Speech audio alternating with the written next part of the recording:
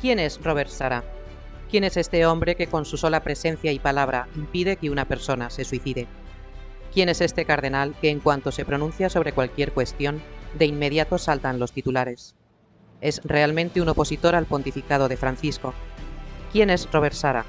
¿Un santo, un místico, un disidente, un papable, un profeta en el desierto, quizá?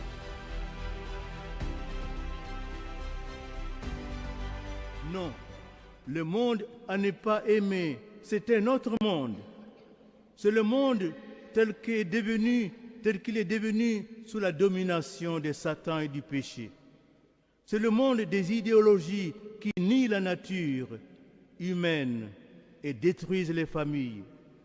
C'est le monde des structures onusiennes qui imposent impérativement une nouvelle éthique mondiale.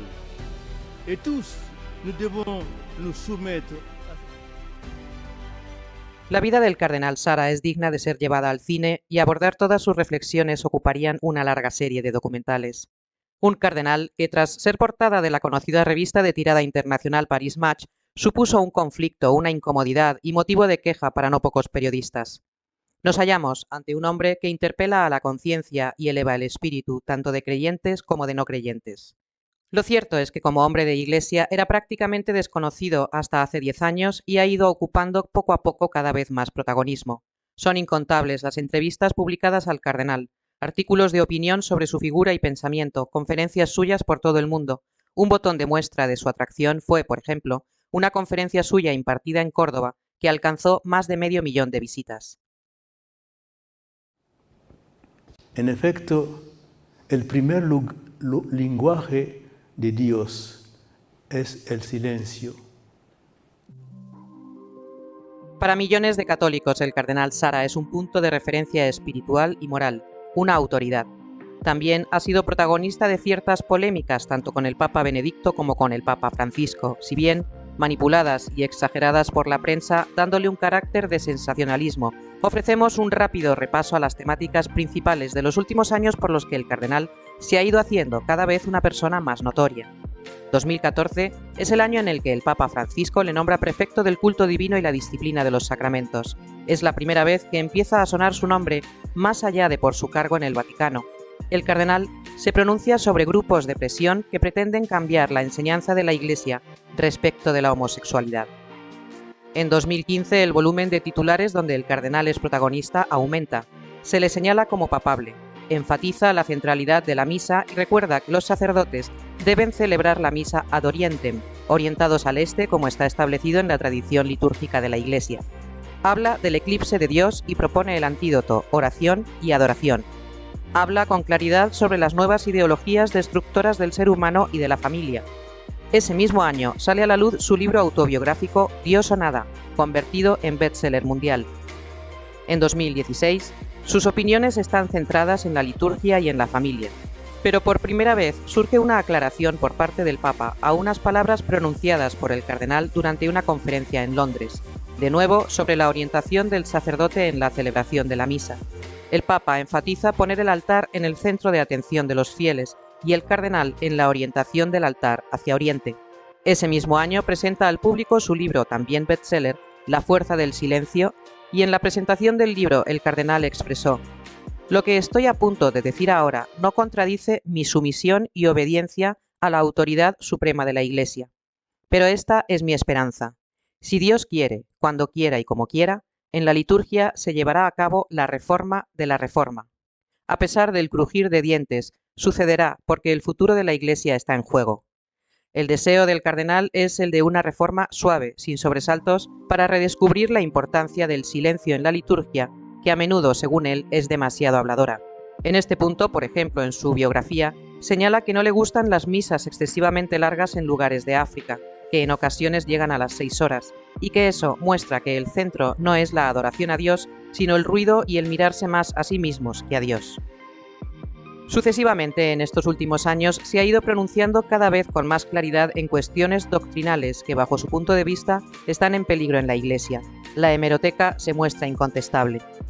Antes de seguir con los temas primordiales para el cardenal y por los que decide salir a la palestra, tratemos de conocer un poco más la personalidad de Robert Sarah, cómo se ha ido forjando como persona y sacerdote para ser el cardenal que hoy conocemos. Robert Sarah proviene de un país africano poco conocido, Guinea-Conakry, y ha pasado los últimos 23 años inmerso en la Curia Vaticana. Gran parte de su tiempo lo pasó viajando a lugares de mayor necesidad por desastres naturales, guerras, conflictos, donde hay mayor miseria y en representación del Papa. La famosa cuestión, ¿el hombre nace o se hace? En el caso del cardenal Sarah, vemos a un hombre hecho a sí mismo y que ha dejado a Dios hacer su obra en él, poniendo todos sus talentos al servicio de la misión. Conviene remontarse a sus orígenes, a su trayectoria vital, para comprenderle mejor. Una historia apasionante que, según él, es bastante corriente, una historia de vida resumida en el título de su libro autobiográfico, Dios o Nada. Robert Sarah nace en 1945 en una pequeña aldea de Koniagis, al norte de Guinea-Conakry, cerca de la frontera de Senegal. Es hijo único. Su padre se bautizó en 1947 y ese mismo día sus padres se casaron por la iglesia. Robert tenía 2 años. Su infancia estuvo marcada por varios factores. Sus padres, una comunidad de agricultores y ganaderos que se ayudaban mucho entre ellos. Eran pobres, pero no les faltaba nada para vivir. Los misioneros espiritanos y una cruz enorme en medio del poblado. Él cuenta que ahora es consciente de haber vivido una infancia idílica, donde todo era paz y alegría, repartidos entre animistas y católicos. Al acabar las clases, los niños se iban con los ancianos a escuchar cuentos e historias de las tradiciones de su pueblo, o tras la catequesis, alargaban su tiempo sin parar de hacer preguntas a los misioneros, y así hasta que anochecía. Se hizo monaguillo, y ya hay un rasgo de su personalidad que destaca, el de ser una persona observadora. La misa era a las 6 de la mañana, él llegaba antes y le gustaba observar y mirar en el silencio de la oscuridad a esos hombres de blanco que rezaban hasta que comenzaba la misa. Un día, uno de ellos le preguntó si quería ir al seminario y ver si el sacerdocio podía ser para él. Robert no se lo podía creer, no sabía lo que era un seminario y mucho menos se imaginaba que podía ser sacerdote. El misionero le dijo que le preguntara a sus padres. La reacción de sus padres no fue de negación, sino de incredulidad, pues para ellos era imposible que un negro fuera sacerdote. A los 11 años se marchó al seminario menor a Costa de Marfil a reanudar sus estudios. Guinea-Conakry era una de las colonias francesas en África Occidental. Ya desde finales de la Segunda Guerra Mundial comenzaron los primeros conatos de independencia en algunos países africanos. El general de Gaulle dijo un rotundo no. La situación fue empeorando a lo largo de la década de los 50. De Gaulle trazó un plan para continuar con la explotación colonial, pero bajo una nueva denominación al estilo de la Commonwealth británica. Propuso la independencia para los países, pero que entre todos formaran la llamada Comunidad Francesa, y lo llevó a cabo mediante un referéndum. El único país que se opuso y logró su independencia en 1958 fue Guinea-Conakry. De aquella independencia surgió un nuevo gobierno que al poco tiempo mostró sus cartas. El presidente Sékou Touré sumió al país bajo el marxismo-leninismo más atroz, llevando a Guinea al aislamiento total del mundo, confiscó a la Iglesia todos sus bienes, privó de libertades a la población y comenzó un periodo de terror y miseria para los guineanos. Este hecho supuso que el joven Robert tuviera que volver a Guinea para seguir sus estudios como seminarista, pero bajo la supervisión del gobierno estatal. En aquel tiempo se nombró obispo a un hombre determinante en la vida de Robert Sarah, el arzobispo de Conakry, Raymond Chidimbo, también misionero espiritano, y que forjó en Robert Sarah la disciplina, la dedicación al estudio y el amor al sacerdocio. Parecía que el obispo estaba obsesionado porque sus futuros sacerdotes y religiosas obtuvieran la mejor formación posible a todos los niveles, humano, social, intelectual y sobre todo espiritual. Mandó a Robert a Francia, a la ciudad de Nancy, donde culminó sus estudios en filosofía y teología. Comenta el cardenal que se adaptó muy bien a la cultura francesa y que cuando vio la nieve por primera vez en su vida, los ojos se le quedaron como platos. A causa de la situación política tan grave durante aquellos años, Robert no pudo comunicarse con sus padres y vivía en una incertidumbre continua. Regresó a Guinea para su ordenación sacerdotal en julio de 1969. Contaba con 24 años. Volvió a Roma para seguir con sus estudios y finalmente terminar de formarse en la especialidad de Sagradas Escrituras, se marchó a Jerusalén donde vivió un año entero. Él comenta que gracias a un amigo protestante comprendió la importancia de adentrarse en el estudio de la Sagrada Escritura. Y aquí descubrimos otro rasgo que el mismo cardenal nos revela de su personalidad, que es una persona estudiosa y va a las raíces de todo. El título de su tesis doctoral nos lo muestra. Isaías capítulo 9 al 11, a la luz de la lingüística semítica noroccidental, ugarítico, fenicio y púnico. A la sazón, el cardenal habla de forma fluida italiano e inglés, con dominio de latín, griego y lenguas antiguas. Es una persona erudita en muchas materias, de gran profundidad. Si, por ejemplo, explica su negación sobre la ideología de género, se remonta a figuras como Margaret Sanger o Simone de Beauvoir, cuyas ideas sirvieron para engordar la teoría de la ideología de género y la deformación sobre la feminidad que se vive hoy. Va a las raíces y argumenta el porqué de su rechazo. Nunca pudo acabar su tesis doctoral. Mientras él estudiaba en Jerusalén, el régimen de Sékou Touré encarceló al obispo de Conakry, Chidimbo, quien estuvo 8 años encerrado en un campo de concentración, torturado y sufriendo todo tipo de vejaciones. Alguien le lograba pasar unas hostias sin consagrar para celebrar la misa, que lograba hacerlo de oculto a las 5 de la mañana cuando podía. El Vaticano puso a un administrador apostólico mientras se resolvía la situación del encarcelado obispo Chidimbo, Monseñor Luis Barry, otra figura determinante en la vida del cardenal Sara. Lo mandó llamar porque necesitaba sacerdotes en Guinea. Así, Robert abandonó Jerusalén sin acabar su tesis y volvió a su país para comenzar un periodo como párroco misionero, que él denomina que fue uno de los periodos más felices de su vida, sobre todo por encontrarse con catequistas que habían mantenido la fe durante años sin sacerdotes ni sacramentos. Insiste en que para él esas personas son el verdadero ejemplo del catolicismo. Más tarde se le destinó como profesor y finalmente rector de seminario. Él comenta que en aquella época estuvo pensando seriamente en entrar en la vida contemplativa como monje en la Orden de San Benito, pero que tras rezar mucho pudo más la misión a su deseo personal y que la conciencia de saber que su país necesitaba sacerdotes le hizo continuar como sacerdote secular. Aquí hacemos una pequeña parada para comentar una realidad histórica fruto de las reflexiones del propio cardenal, la fe católica en África. Molto lavorando nella Curia Romana, perché sono stato per 9 anni a Propaganda Fide, e Propaganda Fide si occupa dell'Africa, dell'Asia, dell'Oceania, una grande parte dell'America Latina, e dunque ho imparato la crescita ho visto la crescita della Chiesa nei paesi di missione. Prendo l'esempio, l'Africa nel 1900 c'erano soltanto 2 milioni di cattolici, oggi sono 200 milioni. En otros episodios de este canal, como en el del cardenal nigeriano Okpaleke, se destaca el crecimiento exponencial de la fe católica en África y que hoy los sacerdotes africanos son prestados a diócesis donde las vocaciones sacerdotales disminuyen de forma alarmante, como ocurre en áreas de Estados Unidos y Europa. El hecho de que a comienzos del siglo XX tan solo hubiese 2 millones de católicos en África nos ofrece una reflexión sobre la diferencia entre el fenómeno colonial europeo del siglo XX, con ansias sin escrúpulos de explotación de recursos, respecto de los imperios civilizadores, Roma primero y España después, con la conquista de América y la evangelización con la enseñanza del credo católico como prioridad indiscutible. Quizá por eso, y aún con la presencia de heroicos misioneros europeos, el crecimiento católico en África tardó tanto tiempo en arrancar. Llegamos a abril de 1978, donde el joven sacerdote Robert recibe una noticia inesperada.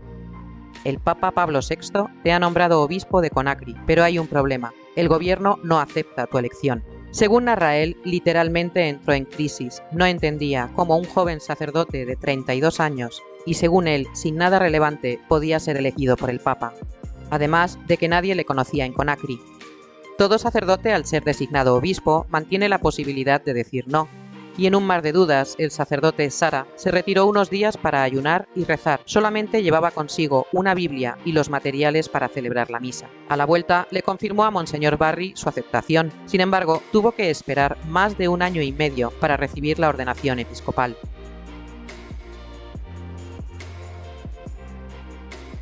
Este episodio nos revela una vez más que aunque muchas veces no se vean resultados inmediatos, la Iglesia, sabia por milenaria, ha lidiado en incontables ocasiones con sistemas totalitarios. China, Alemania, Cuba, Venezuela, ahora Nicaragua, en aquel entonces Guinea-Conakry, y la Santa Sede tenía claro que había que lograr 2 objetivos. 1, sacar de la cárcel a Monseñor Chidimbo, y 2, que el gobierno aceptara al nuevo obispo Sara. En diciembre de 1979, el sacerdote es ordenado obispo y al mismo tiempo Monseñor Chidimbo es liberado y enviado de inmediato a Roma. A los pocos meses es cuando sucede la famosa anécdota con Juan Pablo II.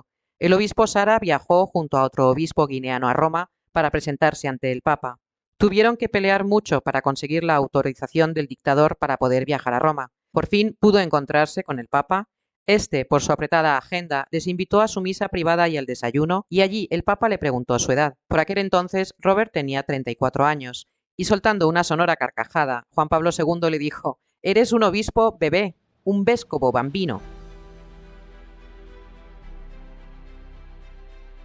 A partir de este momento, y hasta la muerte del dictador Sékou Touré, comenzó una lucha a muerte. Cabe recordar que Guinea-Conakry es un país de mayoría musulmana con otras creencias como la animista y una minoría católica y cristiana de otras confesiones.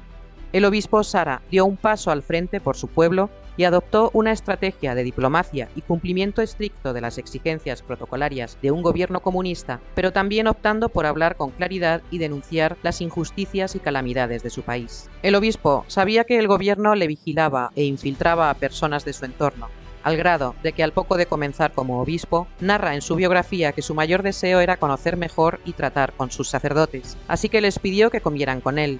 A los pocos días, unos laicos le dijeron: «Que sepa, monseñor, que el gobierno se entera de todo lo que hace y dice». Así que tuvo que resignarse a comer solo todos los días, porque no se podía fiar de nadie. La constatación de la miseria en su país, y sabiendo que podría acabar en un campo de concentración, al igual que monseñor Chidimbo, o peor aún, ejecutado, no le amedrentó.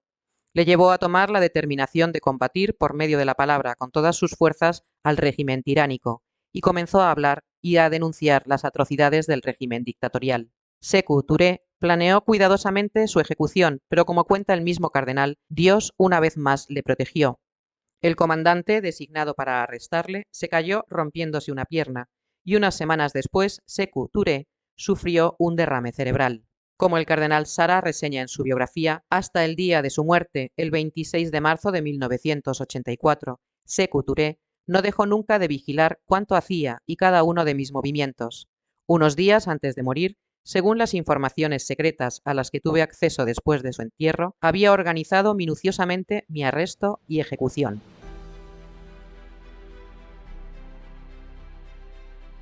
En el año 2001, el Papa Juan Pablo II lo destina a la Curia Vaticana.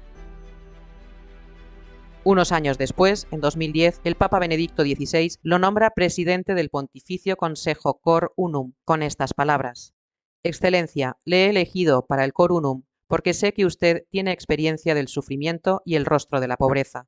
Por eso es el más indicado para expresar con delicadeza la compasión y la cercanía de la Iglesia con los más pobres». Unos meses después, en el consistorio de noviembre de 2010, es elevado a cardenal. Robert Sara.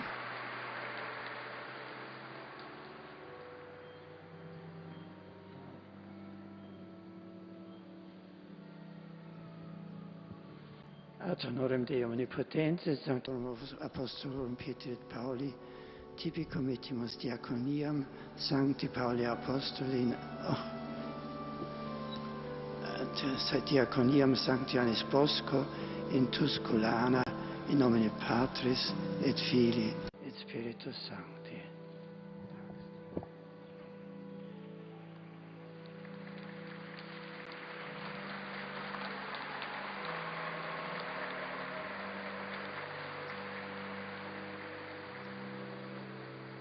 Los mensajes del cardenal en los últimos años se centran fundamentalmente en la recuperación de la vida interior, de la vida espiritual de cada persona, de la adoración a Dios y de la importancia de la liturgia, amén de denunciar las nuevas ideologías refrendadas por gran parte de los gobiernos de Occidente. Nous voyons bien qu'il n'y a pas une unité de vision. Il y a des oppositions, nous ne voyons pas les guerres, il y a comme une volonté d'écraser ceux qui n'ont pas de puissance, les grands économiquement et politiquement écrasent les petits,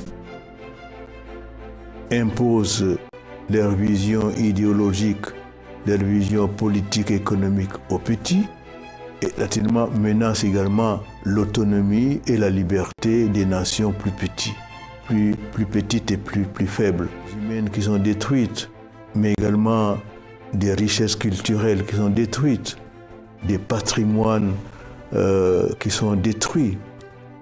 Il y a des déplacements énormes de personnes qui perdent leur identité, qui perdent leur pays et sont promenées partout sans identité, sans patrimoine.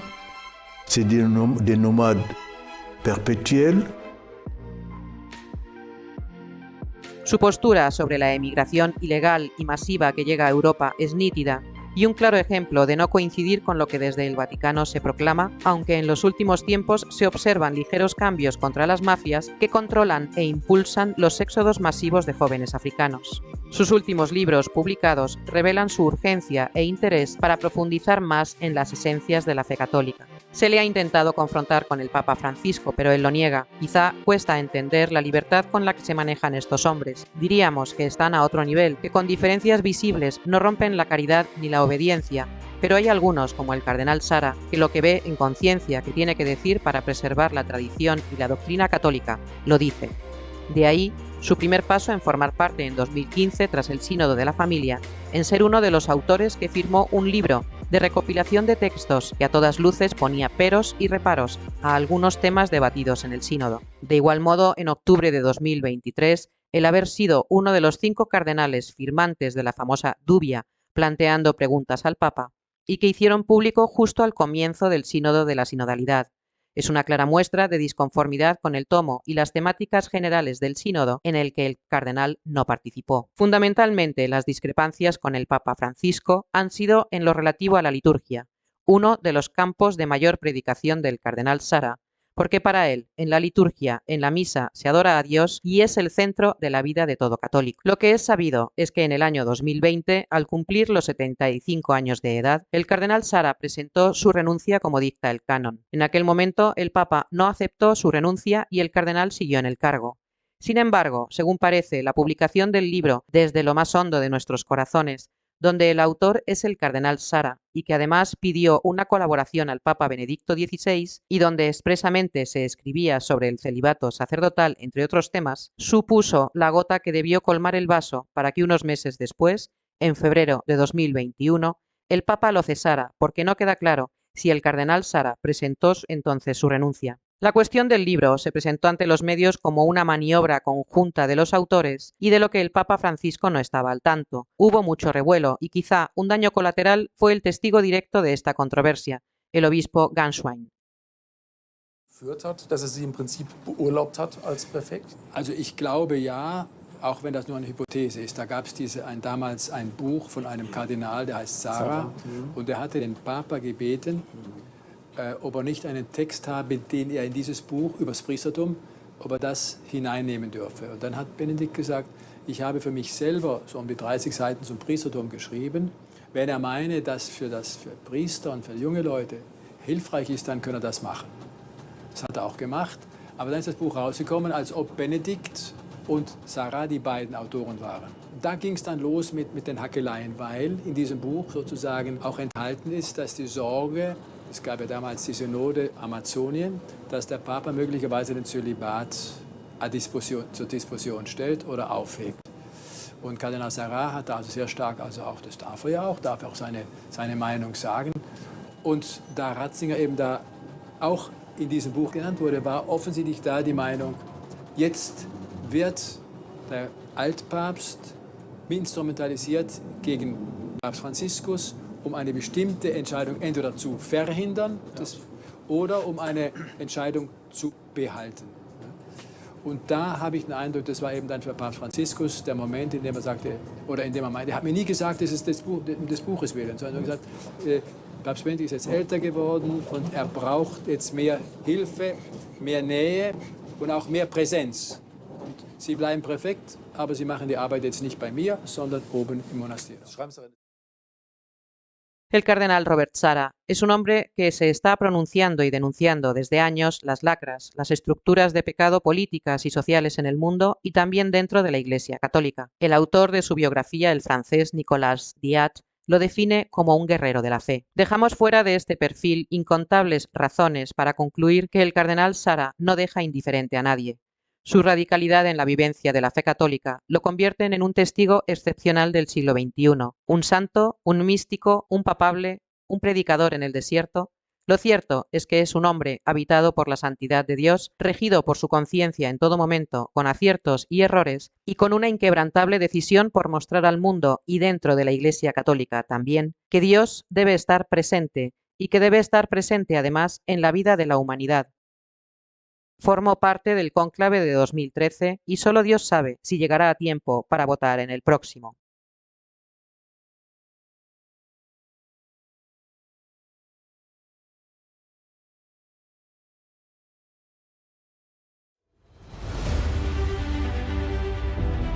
Porque solo Dios sabe quién entra como cardenal y quién debería salir elegido como el 267 Papa de la Iglesia Católica para liderar parte del siglo XXI.